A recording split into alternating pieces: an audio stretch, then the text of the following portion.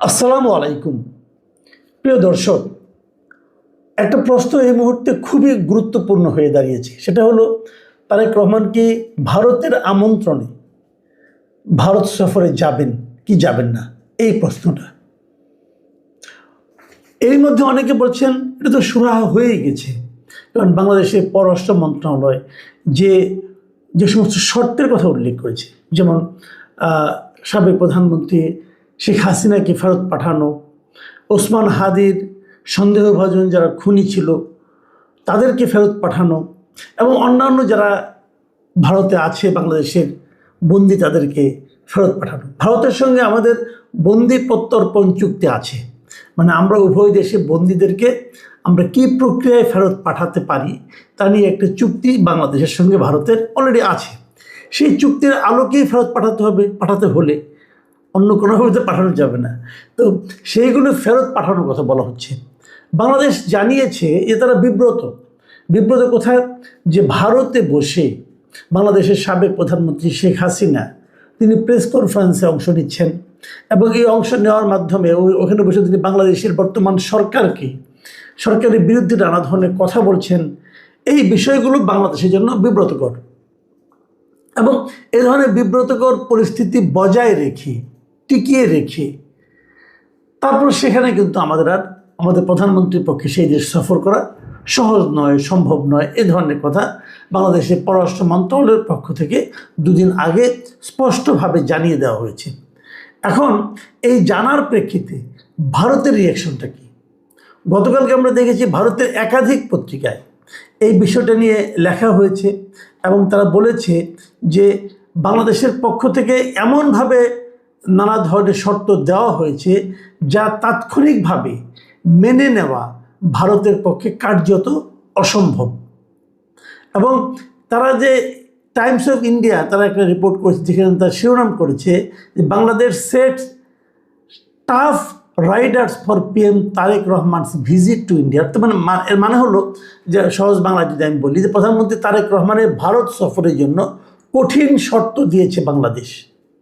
আর Indian express তারা যে শিরোনামটা করেছে সেখানে বলা হয়েছে send Hasina back, Bangladesh red line for PM Rahman's visit. মানে শেখ হাসিনাকে ফেরত পাঠাও, প্রধানমন্ত্রী তারেক রহমানের সফরের জন্য বাংলাদেশের চূড়ান্ত সীমারেখা। মানে শেখ হাসিনাকে ফেরত না পাঠালে তারেক রহমান ভারতে যাবেন না। প্রশ্ন হচ্ছে যে তারেক রহমান ভারতে যাবেন কেন? এই প্রশ্নটা কিন্তু আছে, আমি এই প্রশ্নটা একটু পরে আলোচনা করব, কিন্তু আমি ওই পত্রিকাগুলোর ভেতরের খবরটা একটু ডিটেলে একটা বিষয় অন্তর্ভুক্ত বলি। টাইমস অফ ইন্ডিয়া যে প্রতিবেদনটা করেছে সেখানে তারা দাবি করেছে যে বাংলাদেশের ভেতরে যা কট্টরপন্থী যে গোষ্ঠীটা আছে, মানে তারা জামায়াতে ইসলাম এবং তার মিত্র NCPর কথা বলেছে আর কি, যে তাদের ক্রমবর্ধমান চাপের কারণেই ঢাকা থেকে নয়াদিল্লিকে এমন কঠিন শর্ত দেওয়া হয়েছে। তার মানে যে শর্তটা দেওয়া হয়েছে যে তারেক রহমান কখন যাবেন, কিভাবে যাবেন, কি করলে যাবেন, সেই শর্তগুলো এই পত্রিকার যারা বিশ্লেষক তাদের মতে এই শর্তগুলো মূলত জামাতে ইসলাম এবং NCPর চাপের কারণে সরকার দিয়েছে। খেয়াল করুন, এখানে কিন্তু বিএনপির কথা বলা হয়নি। এবং আমি আরও লক্ষ্য করেছি ভারতেরও আরও কয়েকটা মিডিয়াতে ভারতের একজন বিশেষ আপনার কূটনীতিক বিশেষজ্ঞ তিনি একটা কথা বলেছেন। সেই কথাটা হলো, উনি বলেছেন যে এইবার যদি তারেক রহমান ভারতে না যায় তাহলে হয়তো একটা বিরাট সুযোগ দুই দেশে হারাবে, এবং তিনি বলেছেন যে এর মাধ্যমে দুই দেশের যোগাযোগের পথও বন্ধ হয়ে যেতে পারে।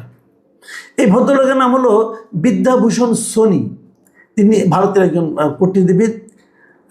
তিনি যে কথাটা বলেছেন আমি আপনাদেরকে একটু ভারতীয় বার্তা সংস্থায় ANI-কে দেওয়া একটা সাক্ষাৎকারে তিনি আরও অনেক কিছু বলেছেন, এবং উনি বলেছেন যে উনি নিজে এখনও তারেক রহমানের সফর নিয়ে তিনি খুবই আশাবাদী। এবং তার ভাষায় আমি যদি আপনাদেরকে পড়ে শোনাই, উনি বলেছেন যে তারেক রহমান ভারতে না এলে এই সুযোগ হারিয়ে যেতে পারে, এবং দীর্ঘ সময়ের জন্য দুই দেশের মধ্যে যোগাযোগের পথ খোলা নাও থাকতে পারে।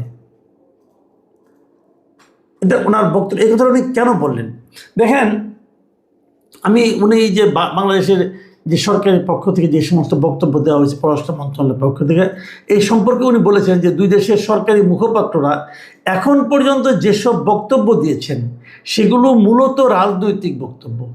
তবে দুই দেশের রাজনীতিবিদরা এ বিষয়ে সরাসরি কিছু বলেননি। তাই তারেক রহমানের ভারত সফরের সম্ভাবনা এখনও রয়েছে বলে তিনি মনে করেন এবং তার মতে ভারত বাংলাদেশের মধ্যে যোগাযোগ বাড়ানোর এই সুযোগ কোনোভাবে হাতছাড়া করা উচিত নয়। তিনি বলেন, মানে তারেক রহমান যদি না আসেন তাহলে এই সুযোগটি হারিয়ে যাবে। দীর্ঘ সময়ের জন্য এই যোগাযোগের পথ খোলা নাও থাকতে পারে। আমরা কেউ এই সুযোগ হারাতে চাই না, তাই আমি বেশ আশাবাদী। এবং তিনি আরও কিছু কথা বলেছেন। উনি যেমন বলেছেন যে উনি মনে করেন যে তারেক রহমান এবং বিএনপি তারা এখন পর্যন্ত ভারতের বিরুদ্ধে সরাসরি কিছু বলেনি, যে জিনিসটা নাকি ডক্টর ইউনূসের সময় এই অভিযোগটা ভারত কিন্তু করত, যে ডক্টর ইউনূসের সরকার সরাসরি ভারত বিরোধী কথাবার্তা বলতেন, কিন্তু তারেক রহমান এবং বিএনপি সরাসরি ভারতের বিরুদ্ধে তেমন কিছু বলেননি। এই বিষয়টাকে উনি খুব ইতিবাচকভাবে দেখছেন। কিন্তু তারপরেও প্রশ্ন হচ্ছে এটা আসলে কতটুকু সম্ভব। দেখুন, ভারত সফরে তারেক রহমানের যাওয়া না যাওয়া নিয়ে যে সমস্ত শর্ত পররাষ্ট্র মন্ত্রণালয় দিয়েছে, ধরা যাক এটা সত্যি এবং তারেক রহমান গেলেন না, তাহলে কি ভারতের সঙ্গে আমাদের সম্পর্ক, বাণিজ্যিক সম্পর্ক সব নষ্ট হয়ে যাবে? ভেবে দেখুন একটা, যখন একদিকে পররাষ্ট্র মন্ত্রণালয় এ ধরনের কথা বলছে, ঠিক এই একই সময়ে বাংলাদেশ থেকেই ভারতের কাছে কিন্তু অতিরিক্ত জ্বালানির জন্য এক ধরনের আবেদন করা হয়েছে, যে আমাদের যে বাংলাদেশের যে জ্বালানি চাহিদা এটা মেটানোর জন্য ভারত যেন সহায়তা করে একই সময় কিন্তু।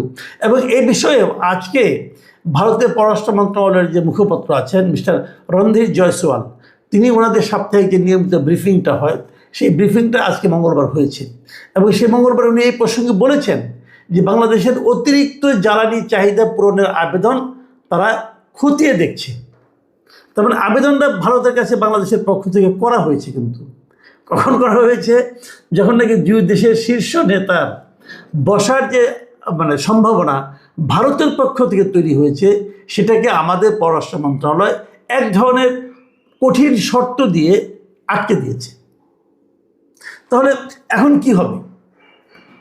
বাংলাদেশ কি যাবে নাকি যাবে না? অথবা আমি যদি আইনগতভাবে ধরি, বাংলাদেশকে যে দাবিটা করেছে শেখ হাসিনাকে ফেরত পাঠাতে হবে এবং শহীদ হাদির যারা সম্ভাব্য হত্যাকারী, যারা নাকি সন্দেহভাজন হত্যাকারী আছে, তাদেরকে ফেরত পাঠানোর যে দাবিটা বাংলাদেশের পক্ষ থেকে তোলা হয়েছে, সেটা কি ভারতের পক্ষে মিটিয়ে দেওয়া খুব সহজে সম্ভব? এইসব প্রশ্নও কিন্তু আছে। আমি একটা কথা বলি, আপনারা ভাবুন একটা জিনিস, সেটা হলো যে যদি এই জিনিসগুলো না মেটানো হয়, আপনার হাদির সন্দেহভাজন হত্যাকারী অথবা শেখ হাসিনা অথবা আওয়ামী লীগের যে সমস্ত নেতারা ভারতে গিয়েছে, পালিয়ে গিয়েছে, যদি তাদেরকে ভারত ফেরত না পাঠায়, তাহলে আলোচনা যদি না হয়, তাহলে ভারতের সঙ্গে আমাদের যে অনেকগুলো বিষয় নিয়ে যে এক ধরনের জটিলতা আছে, এক ধরনের অমীমাংসিত বিষয় আছে, সেগুলোর কি হবে? যেমন ধরুন, এই বছরের ডিসেম্বরে আমাদের সঙ্গে গঙ্গার পানি চুক্তি মেয়াদ শেষ হয়ে যাবে, তো আমরা কি তাহলে আর চুক্তিটা করবো না?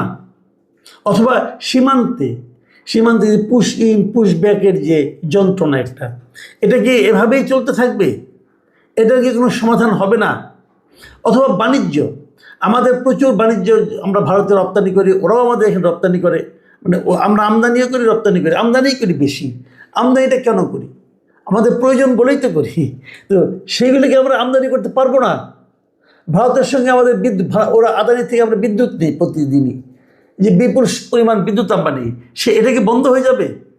দেখুন, এগুলো সবগুলি হয়তো চলবে।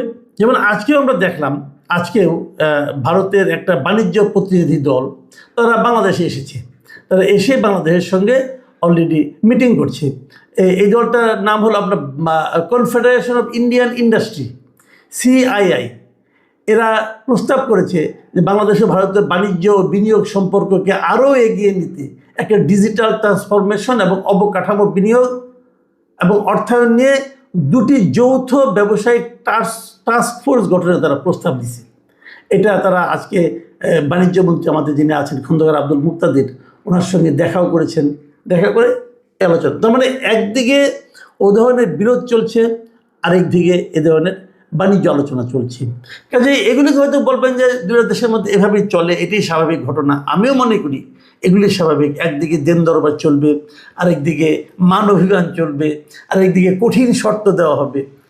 তবে আমি পার্সোনালি মনে করি, আমার যেটা ধারণাটা আপনাদের সঙ্গে শেয়ার করে বক্তব্যটা শেষ করব।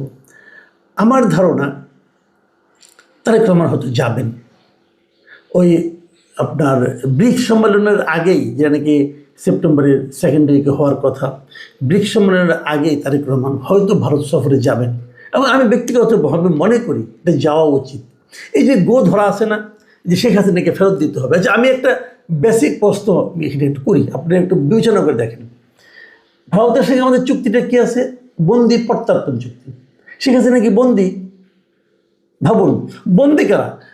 শরীফ ওসমান হাদির যারা নাকি অভিযুক্ত যারা আছেন তারা কিন্তু বন্দি কেন?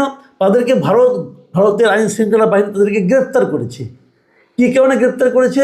যে তারা অবৈধভাবে তাদের দেশে অনুপ্রবেশ করেছে, এই অপরাধে গ্রেপ্তার করেছে। তার মানে তারা ওই দেশে একটা অপরাধ করে ধরা পড়েছে। এখন তাকে ওই দেশে যে অপরাধ করেছে এই অপরাধের বিচার ভারত করবে, তারপর তারা হয়তো আমাকে পাঠাবে, অথবা আমরা যদি তাদের চাই যে ওটাকে আমাকে ফেরত দেন, তাহলে তারা ফেরত দিবে অথবা দিবে। এটা একটা নিয়ম আছে, একটা ফরম্যাট আছে, দুই দেশের মধ্যে একটা চুক্তি আছে, চুক্তির মাধ্যমে যাবে। কিন্তু প্রশ্ন হলো, শেখ হাসিনাকে কি ওখানে বন্দি করা হয়েছে? শেখ হাসিনা কি ওখানে গ্রেফতার হয়েছেন? ভাবুন, একবার চিন্তা করে দেখুন 2024-এর সেই দিনটার কথা, 24-এর 5ই আগস্ট বাংলাদেশ থেকে একটা প্লেনে করে কিন্তু উনি ওখানে গিয়েছেন। প্রথমে হেলিকপ্টারে করে এক জায়গায় গিয়েছেন, সেখান থেকে একটা প্লেনে উঠে ওখানে গিয়েছেন।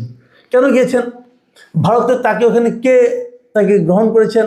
ভারতের যিনি নিরাপত্তা উপদেষ্টা অজিত দোভাল, খুব পাওয়ারফুল লোক, কিন্তু উনি ওনাকে শেখ হাসিনাকে ওখানে গ্রহণ করেছেন। তাহলে এখান থেকে ওখানে পাঠানো হলো কেন? উনি তো একে একে উড়ে যাননি, উনি তো পাখা নাই, উনি তো উড়ে যাননি, ওনাকে এই দেশ থেকে পাঠানো হয়েছে। কি যুক্তিতে? যে এখানে তার জীবনের নিরাপত্তা নাই, অতএব তাকে নিরাপত্তা দেওয়ার জন্য ভারতে পাঠানো হলো। তাহলে ওনাকে কি হিসাবে পাঠানো হয়েছে? তখনও তো উনি পদত্যাগ করেন নাই, উনি তো এই হিসেবে ওখানে গিয়েছেন। তাহলে ওনাকে তারা বলছে আমরা তাকে অতিথির মর্যাদা রেখেছি। তো অতিথি তো সে, কারণ অতিথিকে আপনি বন্দী হিসেবে কীভাবে বিবেচনা করবেন? আপনি বলতে পারেন যে উনি যদি অতিথি হন, অতিথি হিসেবে থাকবেন, কথা বলতে পারবেন না, অথবা ওনার বক্তব্য প্রচার করতে পারবেন না, অথবা উনি আমাদের দেশ সম্পর্কে নেতিবাচক কোনো কথা বলতে পারবেন না, অথবা এমন কোনো কথা বলতে পারবেন না যে কথায় আমাদের এখানে নানা ধরনের হেড স্পিচ, যেটাকে আমরা বলি, মানুষের মধ্যে বিদ্বেষ ছড়িয়ে পড়ে, এটা করতে পারবেন না। সেটা একটা ব্যাপার বটে, এটা আমাদের আদালতের এরকম একটা রায় আছে, সেটা আমরা বলতেই পারি। কিন্তু প্রশ্নটা হলো, তাকে ফেরতটা পাঠাবেন কীভাবে? ভারত যদি বলে ওনাকে তো আমরা নিয়ে যাইনি, আপনারা পাঠিয়েছেন, তা আপনি নিয়ে যান, অথবা যেভাবে পাঠিয়েছে সেভাবে ফেরত পাঠাবেন, আর একটা বিমানে করে ফেরত পাঠাবেন, এখানে তাকে বাংলাদেশের নিরাপত্তা উপদেষ্টা গ্রহণ করবেন। ঘটনাগুলো কি এভাবে ঘটবে? দেখুন, এখানে অনেক রকম আইনগত জটিলতা আছে। আমি জানি না পররাষ্ট্র মন্ত্রণালয় যে আবদারগুলি করেছেন, যে কথাগুলি বলেছেন, সেগুলো এই সমস্ত আইনগত বিষয়গুলো চিন্তা ভাবনা করেছেন কিনা। কিন্তু তারও চেয়ে বড় কথা আমার কাছে যেটা, যে শেখ হাসিনা এলেই কি আমার সমস্যার সমাধান হয়ে যাবে? শেখ হাসিনা এলেই কি গঙ্গা চুক্তি, শেখ হাসিনা এলেই কি সীমান্ত সমস্যা, শেখ হাসিনা এলেই কি বাণিজ্যের রমরমা অবস্থা ফিরে আসবে? যদি এগুলি ফিরে না আসে, ক্ষতিটা বেশি হবে কার? সেটাও ভাবুন। কাজেই আপনি হয়তো বলবেন যে না, ওদেরও ক্ষতি হবে। হ্যাঁ, ওদেরও ক্ষতি হবে, আমাদেরও ক্ষতি হবে। কিন্তু আমরা কেন আমাদের ক্ষতিটা একটা গর্তমির কারণে বাড়াতে থাকবো? আমি তো বুঝি না। আর আমি যে কথাটা বলে শেষ করবো, ভাবুন তো একটা কথা, যদি শেখ হাসিনা চলে আসে এখানে দেশে, উনি নিজে আসুন, প্রত্যর্পণই হোক আর প্রত্যাবর্তনই হোক, যেভাবেই হোক, দেশের কি শান্তি শৃঙ্খলা বেড়ে যাবে? এদেশে ওনার প্রচুর অনুগত, প্রচুর ভক্ত, প্রচুর সমর্থক আছে না? তারা তো কিছু না কিছু করার চেষ্টা করবে। যে অস্থিরতা তৈরি হবে সেটা কি আমাদের সরকারের জন্য খুব আরামদায়ক পরিস্থিতি তৈরি হবে? সরকার বলবে আমরা এটা দমন করবো, আপনি দমন করেন, দমন করলেই এক এক জায়গায় এক একটা আনরেস্ট তৈরি হবে। তো আমি তো মনে করি যে ওনাকে আনার জন্য জোরাজোরি করার দরকারটাই তো নেই, থাকবে উনি এখানে। এরকম বহু লোক তো আছে বিদেশে গেছে থাকছে, তখন ওখানে একসময় মারা গেছে, অসুবিধাটা কি? ওনার তো বয়স হয়েছে, উনি ওনার তো জীবনের শেষ প্রান্তে এখন আছেন, থাক না, আল্লাহ আপনার লাভটা কি? আমি জানি না, আমি এগুলো বুঝি না, হয়তো আমাদের বুদ্ধি কম, কিন্তু আমি মনে করি যে এগুলো যেগুলো হচ্ছে না, এগুলো একটা রাজনীতি হচ্ছে, এবং এই রাজনীতিতে যারা করছেন তাদের লাভ হতে পারে, কিন্তু বৃহত্তর অর্থে আমাদের জনগণের কোনো লাভ হচ্ছে কিনা আমি জানি না। ভারতের হাই কমিশনার যিনি আমাদের এখানে আছেন, দীনেশ ত্রিবেদী, উনি একটা কথা বলেছেন যে